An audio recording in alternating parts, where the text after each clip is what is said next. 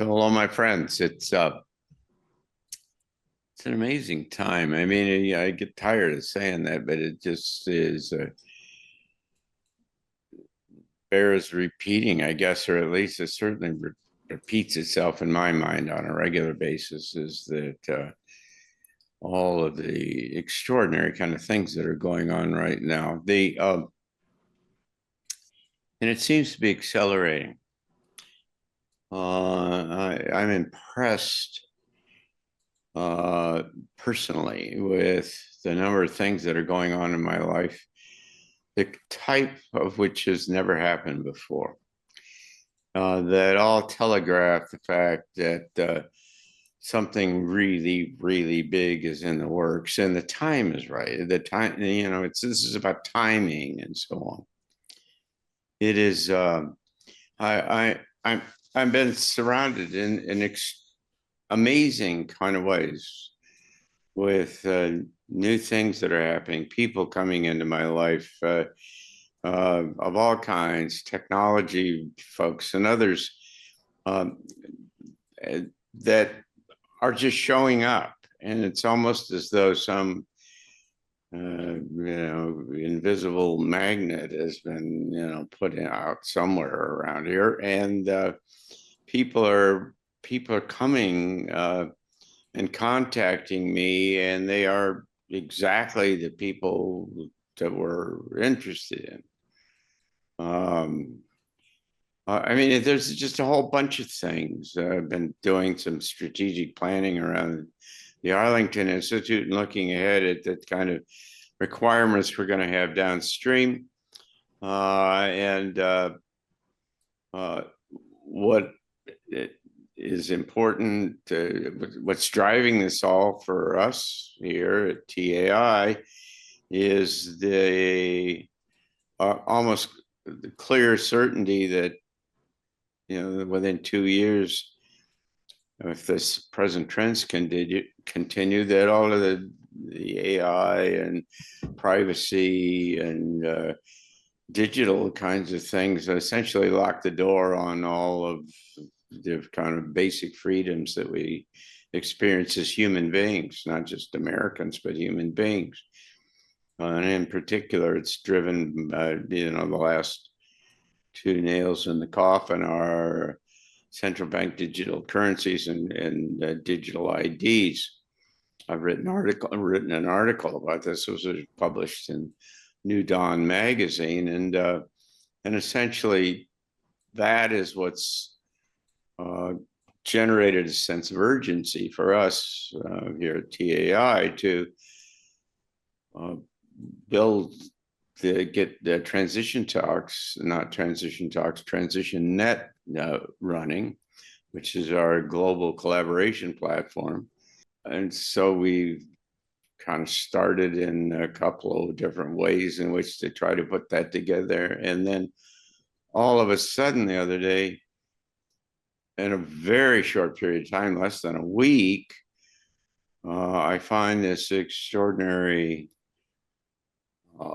programmer, thinker, inventor, Colorado, who checks in and wants to help specifically around this project. And it turns out that it's easy for us to do this and make it happen.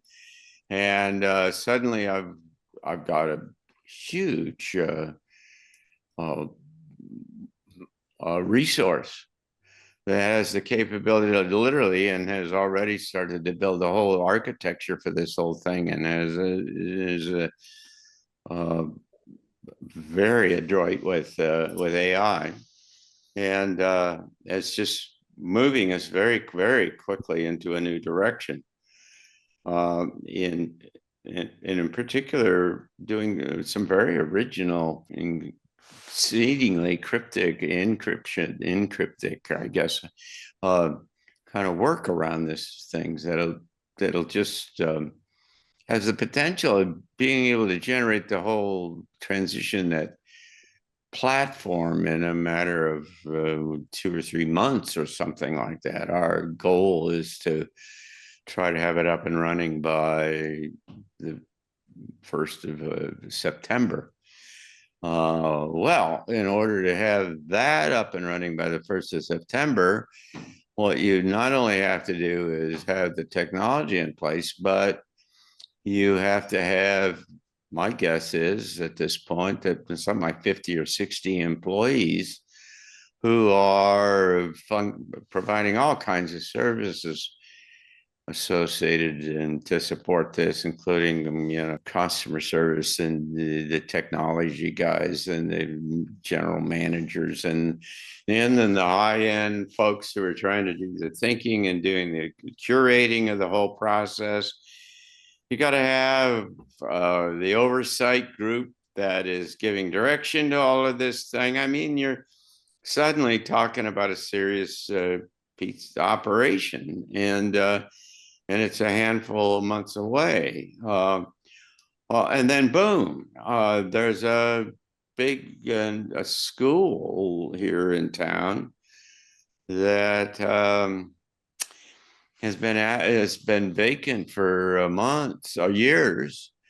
That it suddenly comes on the market, and it's 3 stories tall. It was an elementary school.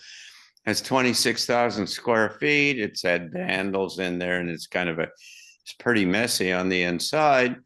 But you go to look at it and check into some of the background on the whole thing, and suddenly it looks like this thing could be acquired quite reasonably, surprisingly reasonably, because it's a mess, among other things. But then for another $2 or $3 or $4 million, you could rehab the thing, and you'd have an amazing kind of facility, parking for easily 50 cars and all that, and you'd be up and running and have a facility going. And all of a sudden that happened, and it's so I'm scrambling around looking kind of for funding for that.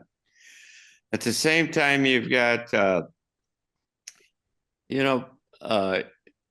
really big things going on in terms of the larger kind of environment. There's this business that Cliff Hayes talked about, and Michio Kaku talks about having the Voyager satellite space probe having run into the field of the source or God or whatever, sending back intelligent messages, some of which are rather profound, and producing images of humanoid kind of images that are, when people look at them, they change their lives and changes their way their brain works. And now you're in the wild and strange kind of things. And then there's all these secrets being revealed and things that are coming out of the system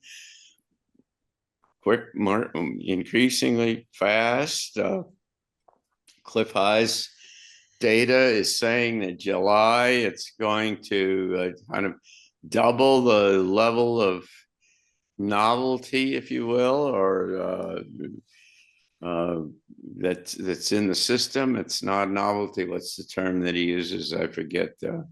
But anyway, the energy of the whole system, and then it's going to grow, maintain that high for the rest of the year, kind of, with a couple of kind of peaks going into the rest of the year. And so it's just big stuff. I mean, I had did a What's Up with Greg Braden yesterday, and what did he want to talk about? Well, the whole global financial system, the currency system, is being reset all over the world, and the implications of that are profound and extraordinary. That many of us have followed in one way or another for many kind of years. And so all of this seems to be coming to a head. I was in conversation with a friend of mine about all this earlier today, and it's almost as though there's this window we had. It's almost like kind of walking into a room, and it's all got all these different kind of things than we've ever seen before. I said to my friend, well, this has to be all about time, because there are a lot of us who have been very serious about searching and kind of consciousness raising and all of the other kind of things that we think are important, making our way through and being prepared for this transition. And, none of this stuff happened before. We get stuff around the edges and, interesting, episodic kind of breakthroughs and so on. But this is really big, and it's just all over, or at least for me, I'm just surrounded by this stuff and by people and possibilities and opportunities, and it almost takes my breath away in some cases. The profound nature of what these things are and what their implications are for me. And I have to believe that that we're right, that it's kind of like we're riding a wave, we're surfing a wave, and that if you're going to stay, that more and more and more things are going to come that are going to maintain the energy and the momentum and the direction of this thing as we go into this year. It's fascinating. It raises the whole question about kind of patience, and what's the role of patience in all of this as we try to live through all these things. Like I say, I've been thinking about this stuff for an awfully long time. Spent a great deal of money and time building plans and financial projections and options and talking to people and everything about different projects that we've got here at the Arlington Institute. And there was always this reoccurring kind of question that says, God, when is this going to happen? I mean, when is it going to break loose? And I always kind of came back to the position that said, have patience. It's all right. It'll happen when it's supposed to happen. And I mean, there's nothing you can do if it, in a sense, to make something happen that isn't supposed to happen, I guess. But all of a sudden now it's all breaking loose and it's going, and you kind of say, well, all these years of kind of being patient are now suddenly shifted into high gear, and it's just moving like crazy. Okay, so all of that means is that this is going to continue, and it's going to continue even in more rapid. It's going to accelerate going into the rest of the year. I mean, this is it. This is the essence of this whole thing, of this transition and this kind of a breakdown of the old situation and the emergence of the new one.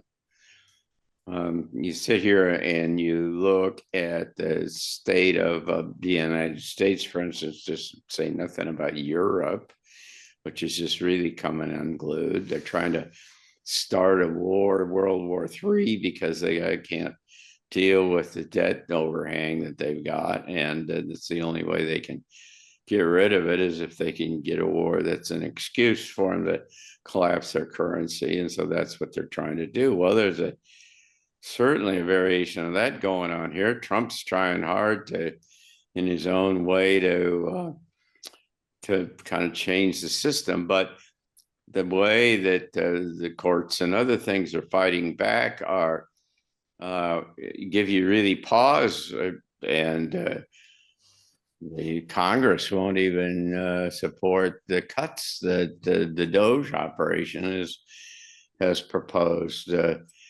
And it's almost like they're just stepping on the gas, they're headed toward the cliff, and that they don't, that nobody in the system either understands that, or they've all been bought off or compromised in some kind of a way, just to try to keep the whole thing going in some way. And so the scenarios, the possibilities that are looming here on the future, none of them are smooth transitions, soft landing kind of things. This is a really big kind of torquing of the system, and so it all comes back to I think the things that we've talked about before, and that is this multi-layered kind of effort of kind of in physical readiness and social readiness and emotional and spiritual readiness, and to be able to effectively transmit all of this. And by the way, some of the things we're trying to do here at Arlington is to get a clear picture of what this new world might be. Would be really profoundly important in the context of all this, because out of all of the chaos and uncertainty would start to arise a vision, an option, potential. I mean, and what that generates is peace, or a sense of not peace, but hope. That in the middle of all the changes, that there is a possibility, there's a path out of here. And so the system is starting to kind of reconfigure itself, and you see the emergence of these kind of possibilities in these kinds of things, but it's wild and crazy, and it's easy to become disoriented and discouraged and very uncertain all about the thing if you're not kind of leaning forward into this and trying to be kind of as informed and ready as you can for it all. So anyway, it's an extraordinary time. That's what I said when I started, right? And we're going into an amazing kind of place. And it's going to be very, very interesting to see where this all happens. And we're going to run very, very, very hard to see if we can really make some things happening. I haven't mentioned that I've got a series of 4 books outlined about going into this period of time, that if we can pull this off, we'll get them all published within the next 6 or 8 months or something like that, one after the other. One about this big sense of urgency and where we need to go. The next one about how new worlds emerge, how this kind of process emerges. And we're going to launch a very serious public relations campaign and everything, try to get some momentum for it. And then that will help kind of drive people towards transition that, and to be involved with trying to build this model, this image for this new world. So it's going to be fun, and it's going to be interesting for sure. And we all have to kind of hang on, because it's going to be a great ride. So we'll come back and talk about it some more later. So thanks. Take care.